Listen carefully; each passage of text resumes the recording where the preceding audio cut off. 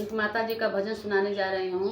अगर आप लोग को अच्छा लगे तो हमारे वीडियो को लाइक करें, कमेंट में करके बताएं कि आप लोग को कैसा लगा हमारा भजन। हाथ जोड़ के करीला हम गोहार, आवा हो माई मोर अंगना। हाथ जोड़ के करीला हम गोहार, आवा हो माई मोर अंगना। मोरे अंगना हो मैया मोरे अंगना, मोरे अंगना हो मैया मोरे अंगना। हाथ जोड़ के करीला हम गोहार, आओ मैया मोरे अंगना।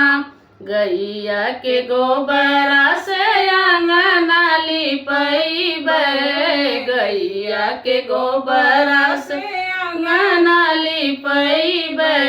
बिचरे अंगनावा में कलश धरैबे, बिचरे अंगनावा में कलश धरैबे।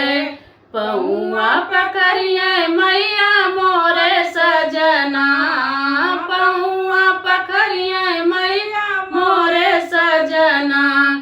आवा हो माई मोरे अंगना। हाथ जोड़ के करीला हम गोहार, आवा हो माई मोरे अंगना।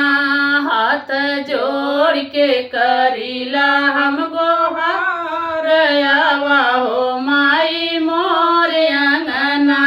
हमारे साहब जी मैया आरती उतरी है, हमारे साहब जी मैया आरती उतरी है। करी है श्रृंगार मैया से जे करी है, करी है श्रृंगार मैया से जे करी है। पचरा गवाई मैया मोरे अंगना, पचरा गवाई मैया मोरे अंगना।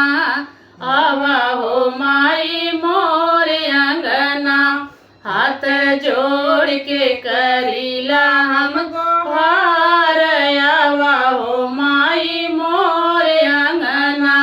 हाथ जोड़ के करीला हम गोहार, आवा हो माई मोरे अंगना।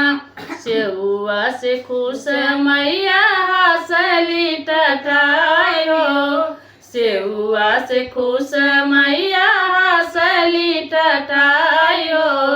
देली आशीर्वाद मैया मन मुस्कायो, देली आशीर्वाद मैया मन मुस्कायो। जय जयकार बोले मोरे अंगना, जय जयकार बोले मोरे अंगना। आवा हो मैया मोरे अंगना। हाथ जोड़ के करीला हम गो